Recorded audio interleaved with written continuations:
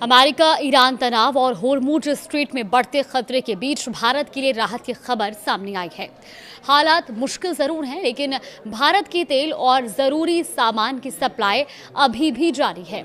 नमस्कार, आप देख रहे हैं न्यूज़ 18 का डिजिटल प्लेटफॉर्म और मैं हूं आपके साथ जागृति खंतवाल। देखिए, युद्ध विराम के बाद भी होर्मुज स्ट्रेट पूरी तरह सामान्य नहीं हो पाया है और इस अहम समुद्री रास्ते पर आवाजाही काफी हद तक प्रभावित है। इसके बावजूद भारतीय जहाज लगातार इस रास्ते से गुजर रहे हैं ताकि देश में ऊर्जा और जरूरी सामान की आपूर्ति बनी रहे।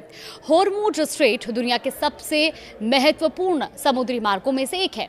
खाड़ी देशों से निकलने वाला बड़ा हिस्सा तेल इसी रास्ते से दुनिया के अलग अलग देशों तक पहुंचता है और ऐसे में यहाँ किसी भी तरह का तनाव पूरी दुनिया की सप्लाई चेन को प्रभावित कर सकता है। लेकिन इस बीच जहाजरानी मंत्रालय ने बताया कि भारत लगातार हालात पर नजर बनाए हुए है और विदेश मंत्रालय के जरिए ईरान के साथ समन्वय भी कर रहा है।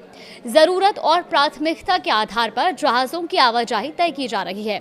वहीं जहाजरानी निदेशक उपेश कुमार शर्मा के मुताबिक पेट्रोलियम और प्राकृतिक गैस मंत्रालय और इसके अलावा उर्वरक मंत्रालय के साथ मिलकर ये तय किया जाता है कि कौन से जहाज सबसे पहले निकालेंगे और किन्हें प्राथमिकता दी जाएगी। सबसे अहम बात यह है कि इस समय होर्मुज क्षेत्र में करीब 13 भारतीय झंडे वाले जहाज मौजूद हैं।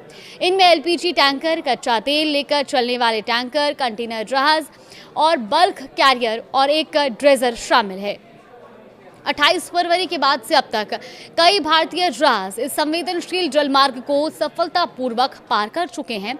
इनमें शिवालिक, नंदा देवी, जग लाड़की, पाइन गैस, जग वसंत, BW टायर, BW एल्म और ग्रीन सानवी जैसे जहाज शामिल है। यानी साफ है कि खतरे और तनाव के माहौल के बावजूद भारत ने अपनी समुद्री सप्लाई को रुकने नहीं दिया है। एक तरफ जहां 13 भारतीय जहाज अभी भी होर्मुज क्षेत्र में मौजूद है, तो वहीं दूसरी तरफ 28 फरवरी से शिवालिक, नंदा जैसे जहाज अब तक इस मार्ग को पार कर चुके हैं और सरकार का भी कहना है कि जरूरी तेल और अन्य आवश्यक सामान की सप्लाई बनाए रखने के लिए लगातार समन्वय और निगरानी की जा रही है। तो कुल मिलाकर चुनौती बड़ी है, लेकिन भारत अपनी ऊर्जा सुरक्षा और सप्लाई चेन को बनाए रखने में जुटा हुआ है।